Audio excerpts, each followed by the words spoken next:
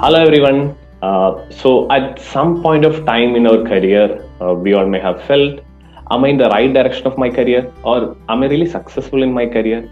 Or even what is really career success mean? Or what would be a perfect role that will fit me? Or can I make a transition to a different profession from my current role? Or at the same time, those who are yet to start their career, they may be wondering where to start or how to start all those. If one or the other combination of these questions are lingering in your mind, then stay tuned. So, this is the right discussion for you from the right expert. So, today we will have some set of conversation in line with this. So, let's see what all things we can learn from this interesting interaction. Before starting further, I will just start with a short story. So there was a boy. As you, me, and all, he was in his teenage, and interestingly, he was also stuck, as we all, without knowing, what to do next after the schooling at the teenage. Then, after thinking, back and forth, and when there was a blank spot, all of a sudden he feels some tap behind his mind and feels that he should pursue nautical science.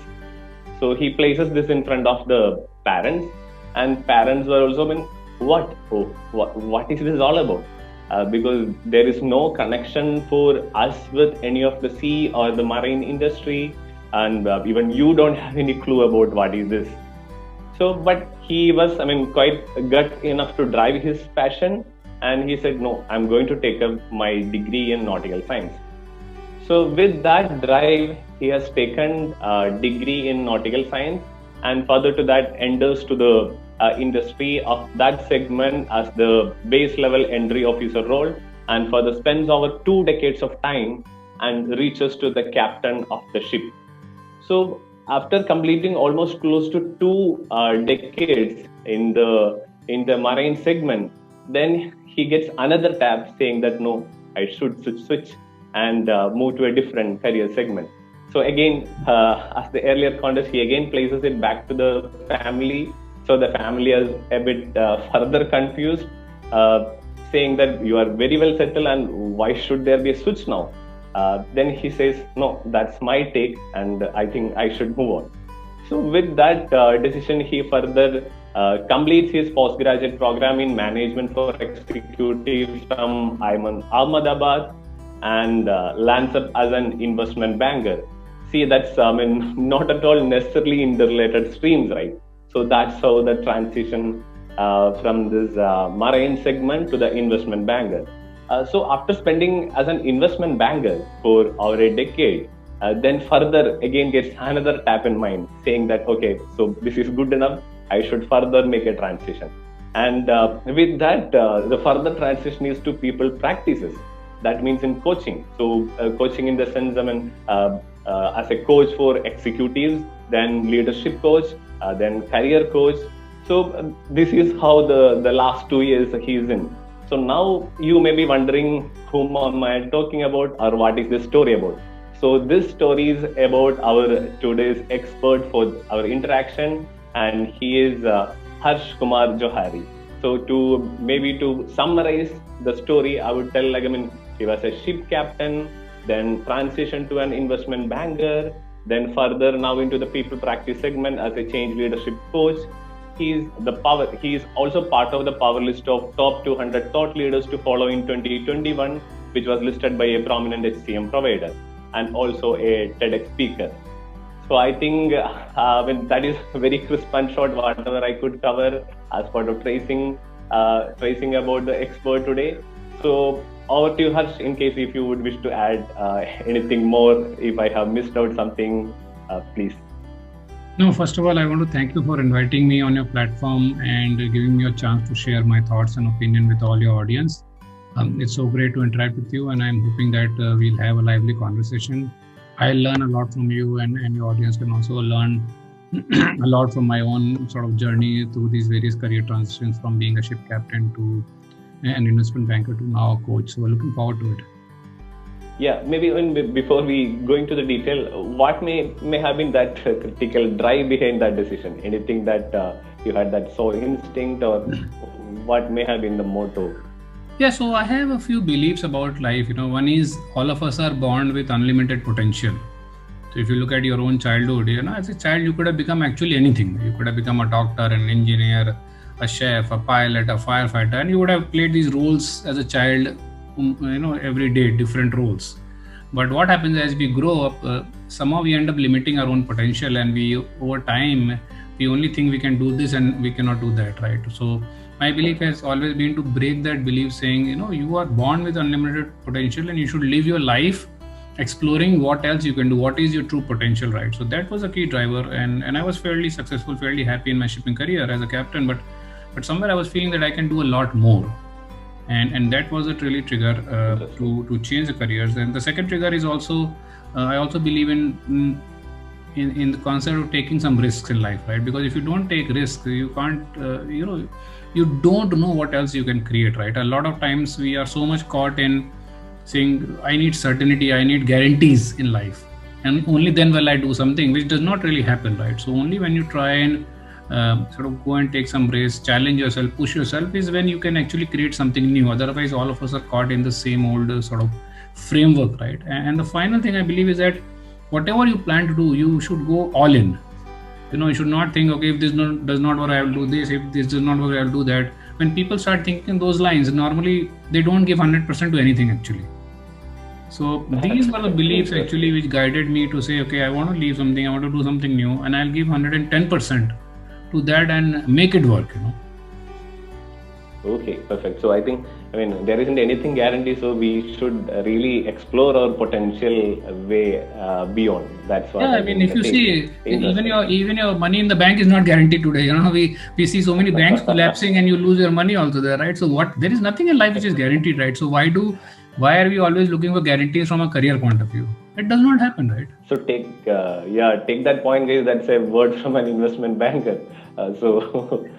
Quite interesting to note. Right. Maybe without further ado, we will move on. So now we will try to understand from the expert who made successful career advancement and transition.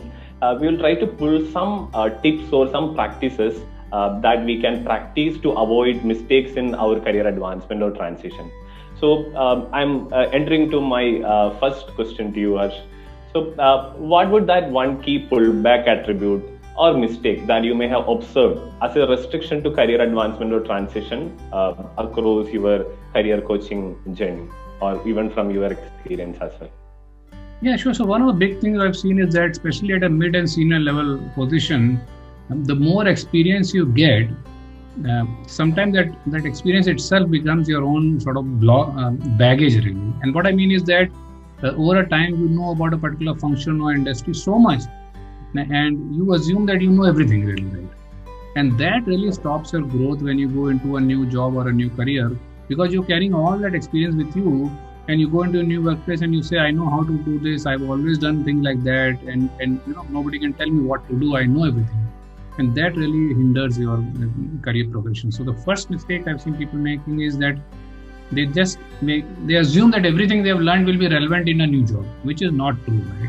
So especially when you're making career changes, it could be a new industry, new function, new role, obviously some part of experience would be relevant, and you have to really be very careful saying which of my past experiences are relevant in this new role and which are not relevant. And whatever is not relevant, I should let go of that.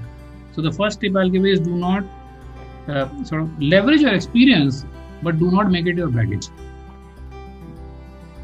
Great, interesting. So, you may have also experienced something while you transition from the marine segment to the investment bagger. How was your acceptance when you altogether shifted? Yeah. So see, shipping industry is a fairly hierarchical setup, right? You have command and control structure. As a captain, you're used to giving orders. Everybody follows that orders, right? And when you come into a shore establishment, shore establishments are not that hierarchical. Some of the organizations are much flatter, right? So you need to make sure that all that rank and authority you have will no more be there, right? So it was a big cultural shock and a big shift for me, and I had to adjust to the fact that I am no more a captain. Nobody will call me captain, sir, and follow my orders, right? Everybody will call me by first name, and I have to listen to everybody, and only then they'll listen to me, right? So it was a big shift I had to make. The good thing was that when I went in for my higher education program at IIM Ahmedabad, that provided a soft landing for me, because I was able to interact with a lot more people in my sort of batch, in my groups, and it helped me sort of adjust to that environment in a better manner before I actually moved to my first corporate job. So yeah, it was challenging, and it was not easy. I can tell you that. And but I was mentally ready. That I need to let go of this whole captainship, whole past experience, because it is not relevant here. I will bring what is relevant, but I will not carry what is not relevant. Yeah, I mean, really great of you, I mean, to drop off that hierarchy and move it more of a personal connect. So, is it really a good idea to identify a mentor or build networks and seek support? Yeah, I think. What do you feel on that?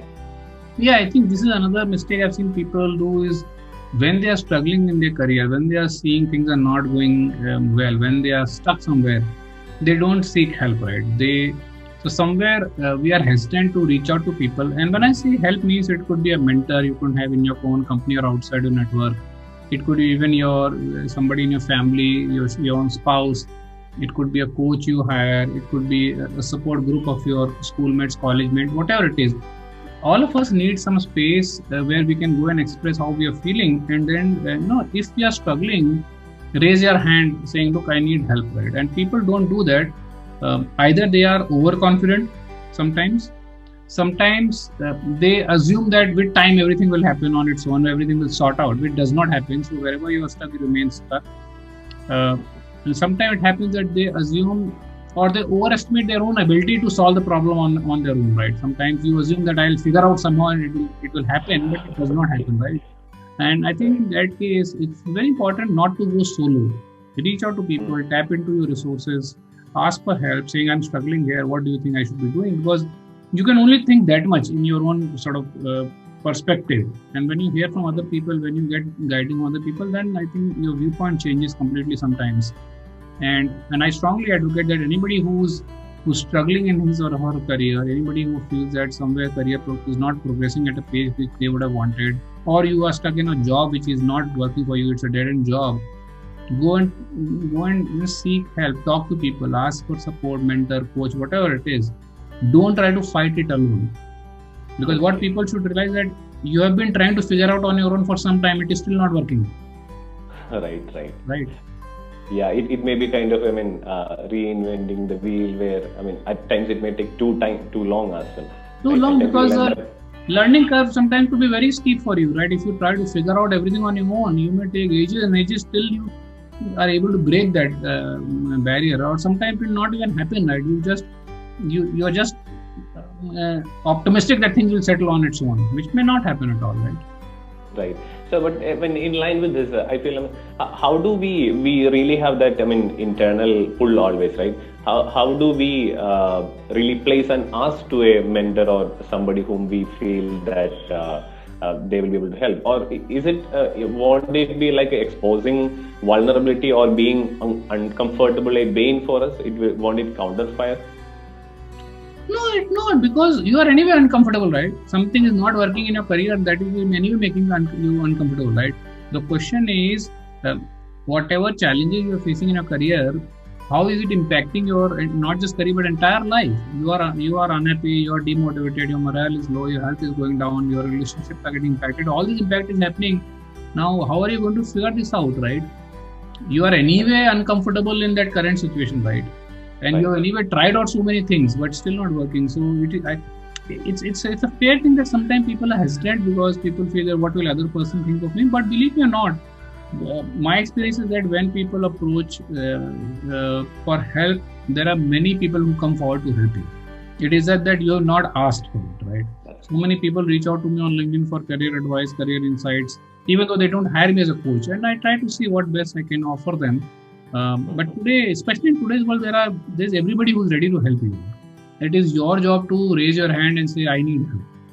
Yeah. So I think here the only gut you need is to raise your hand and say that you need help, right? So in a way, the take is like, we should not run solo. We should seek support.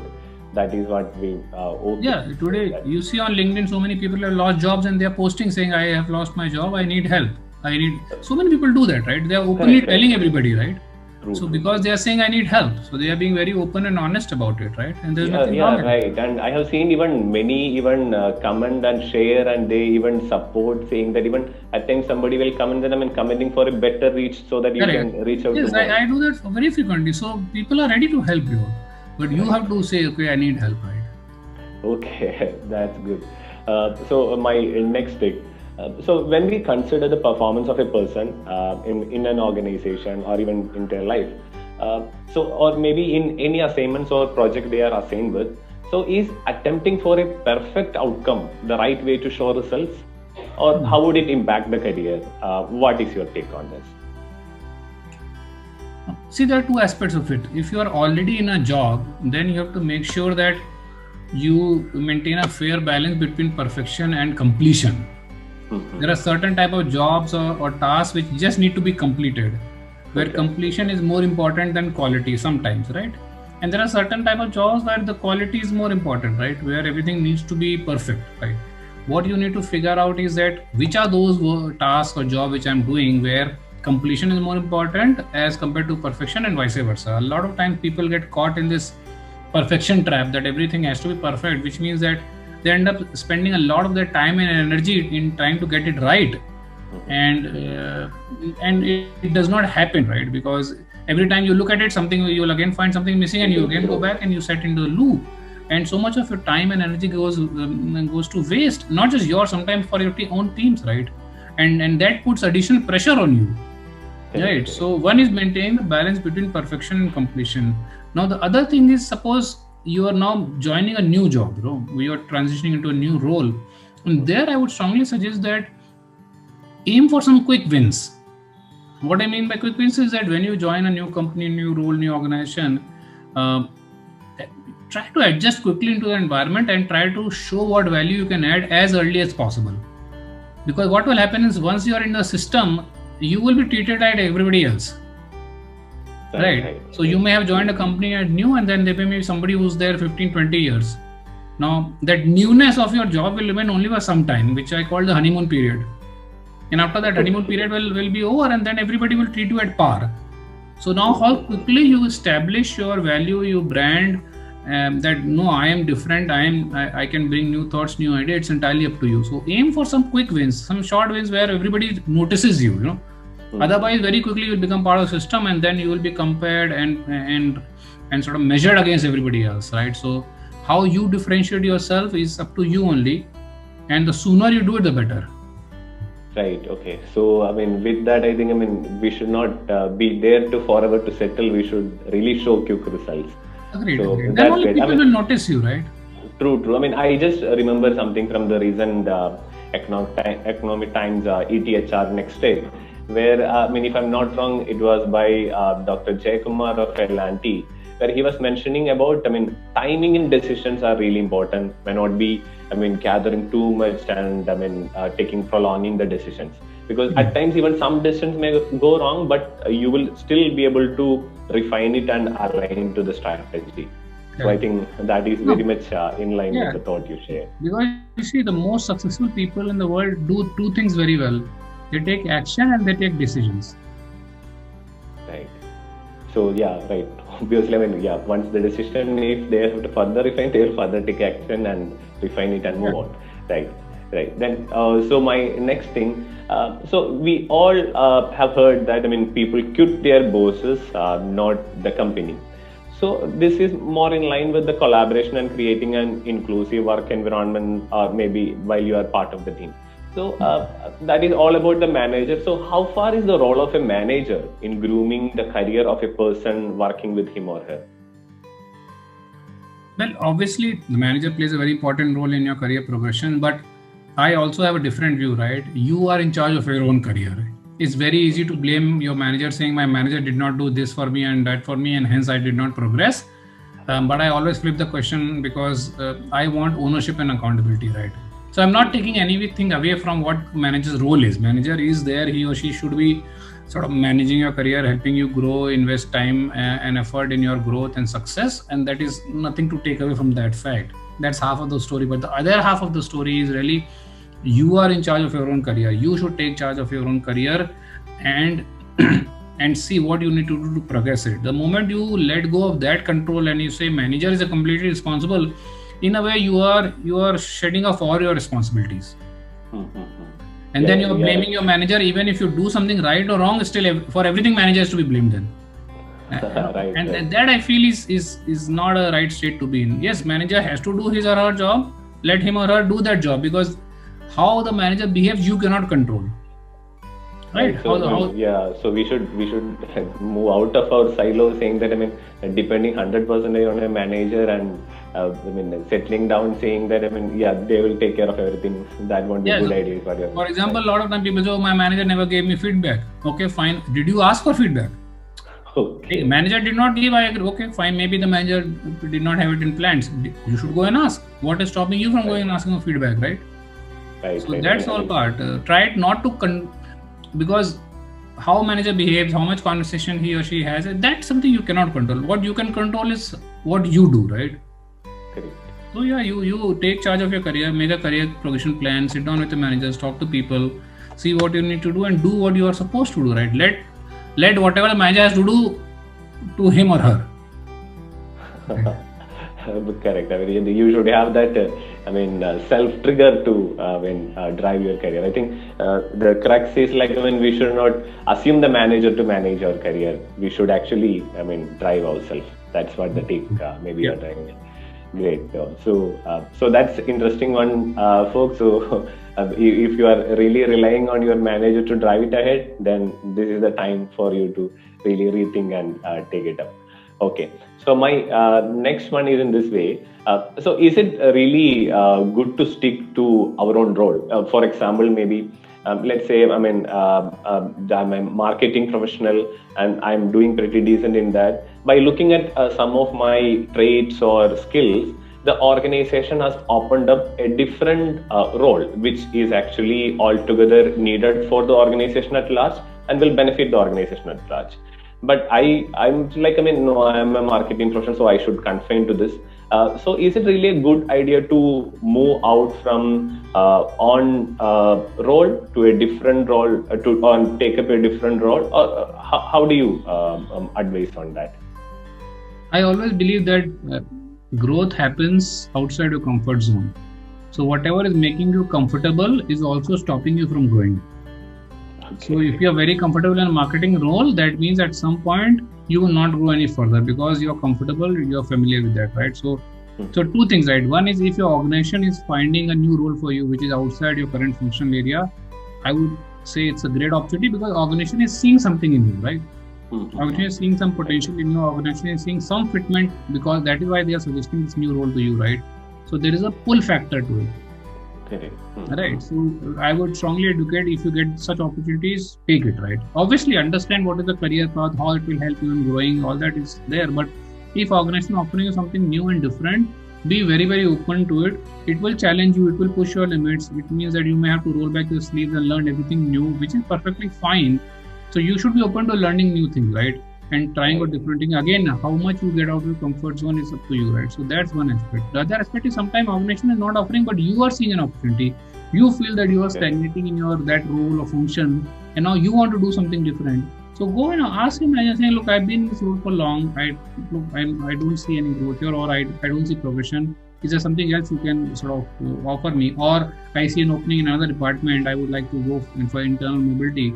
So I think it's such movements allow your professional development. It allows your personal development, as long as you are open to taking up these new positions. You are open to learning. So I think these are great opportunities.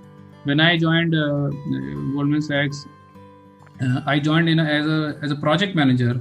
Then eventually I moved into some sort of risk management role, and then finally I moved into sort of a finance type of role. So I actually moved roles over the years.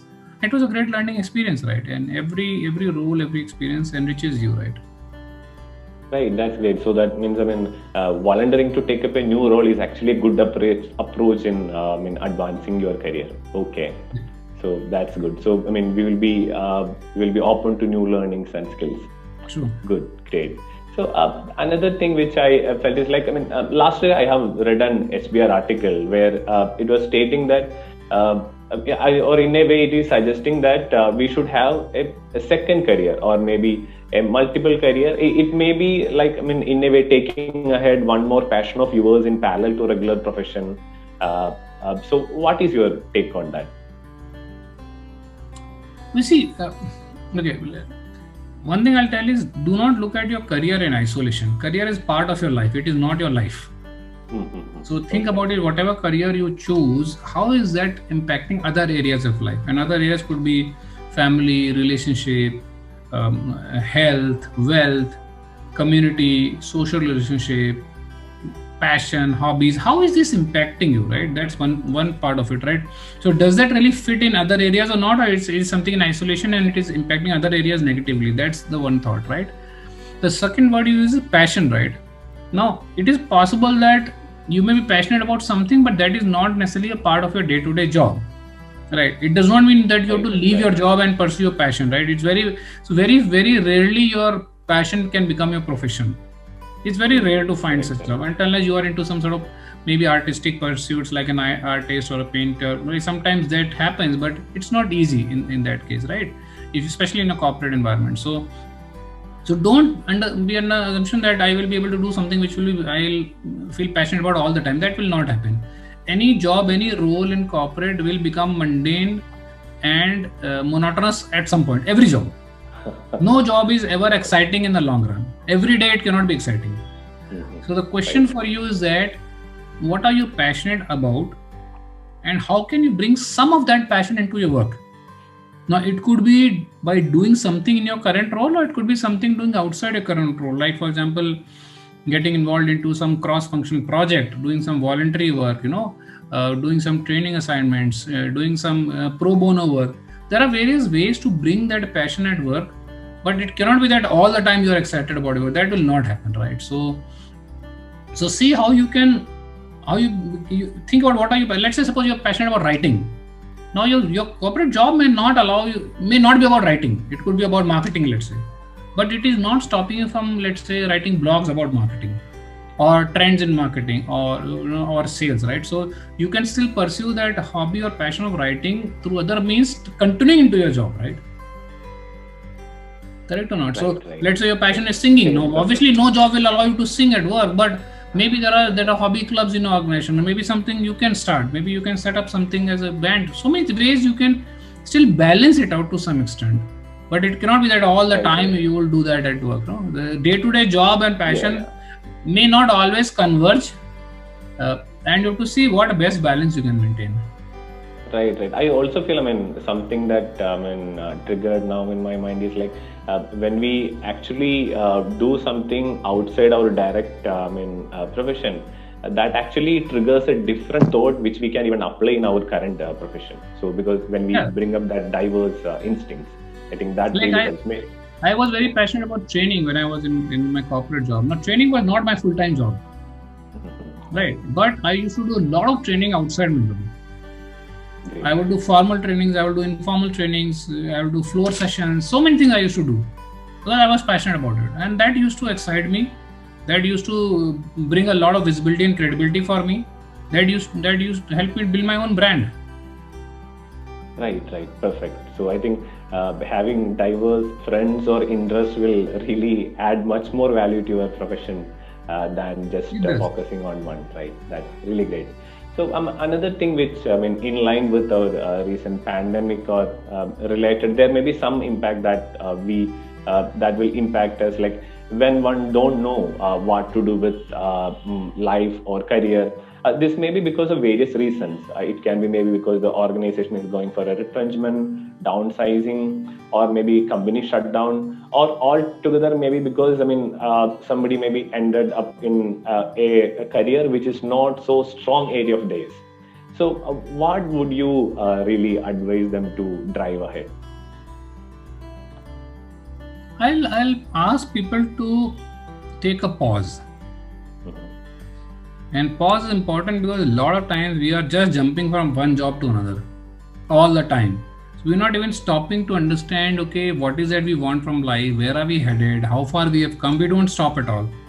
We work at breathtaking pace all the time. You move for so many people happen. You give your resignation letter at 30th and you join the next job on 1st. I mean, like so many times it happens, right? You leave one job and next day you're joining the next job. So you're not even taking a break really to understand, okay, where am I headed? What is that I truly want from my life? So when you're not pausing, you don't know where you're going. Okay. And you don't know where you want to go. So my first recommendation would be that, especially when you're thinking about career changes or transitions, is take some time to reflect. Okay, what all you have achieved so far, what do you want to achieve, where do you want to go, what sort of career you envision, what sort of life you envision 3 years, 5 years, 10 years down the line, and what sort of career will help you achieve that, right? So it's making a choice which is very conscious, which is very intentional, and which is very deliberate. 3 words are there: conscious, intentional, deliberate. Most of us, the career just happened. You passed out of college, you got your first job, and from that point onward, it just kept on happening from one company to another. That's about it. You never stopped and paused and said, okay, is this the right career for me? Is this what I want to do in the long term? Is this aligning with my life goals or not? You don't do that. So I would strongly recommend, whether you lost a job, whether you're finding new opportunities, whether you want to change your career, whatever it is, step back, pause, reflect, think through it, talk to people before you make your next choice. Right. So, I mean, that's great. So, step back and reflect. That is pretty interesting, because I think, I mean, you said it very right. We all plan a day before one day will be ending at one organization, and immediately we'll plan the next day to start. And obviously, there will be a lot of negotiation on the notice period related things. That's how we have seen always. So, I mean, this also remembers me one of the Forbes article expressing a message which I read. It was the overall message that it was carrying was that, I mean, make a choice to take a chance or life will never change. I think yours is also the perfect in line with that. So that's pretty interesting. Go ahead. Me and there's another fellow coach. We've actually designed a program only for this. We've designed a program which can help professionals make conscious career choices, and we are calling it conscious career choices, so that people will come and think back, reflect before they make their next career move. Because I think this is very, very fundamental, and this is where a lot of people are stuck in jobs and they don't know why they're stuck and what they want to do. Right, interesting. And I can share the details with you later on. Yeah. Please. I mean, that's really interesting. I mean, so Pal, so there is something which is readily available, which maybe I'm hearing for the first time. So, I mean, to mold you to make a conscious choice, so you can always approach us. So that's really interesting. So I understand that we are, slightly dragging the time. So maybe, I'll pause here and will summarize. So whatever, at least there are some interesting takeaways for me at least, and obviously I feel it will be there for others, who are listening to us and watching us as well. So, guys, so to summarize what, I have just dotted down some points across whatever we have interacted with Harsh. So I just juggled it. So I'll just list out. So the first one is, so overall, I could jot down some 7 career advancement or transition mistakes that we should avoid, especially in the current era, or maybe we can say, 7 career advancement or transition mistake that we should avoid in 2021 and ahead.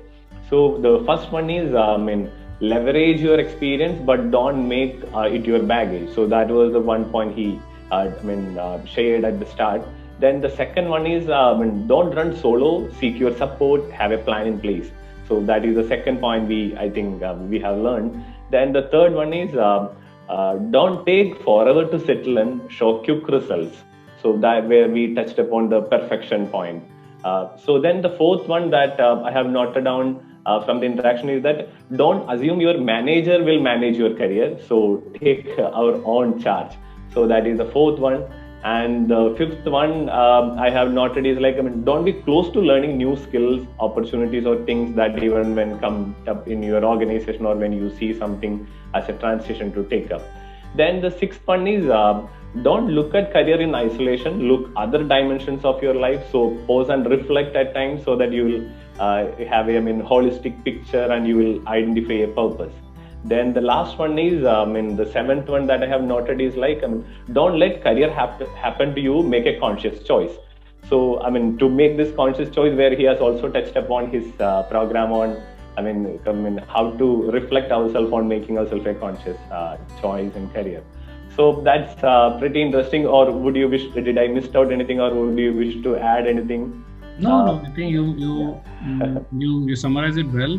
Final point I'll say is that if you are stuck somewhere, you need to get out. That's it. Right. Don't remain stuck there. There is help available. There are enough and more ways to get out. Because the worst thing you can do is remaining stuck in a situation which is making you unhappy. Right.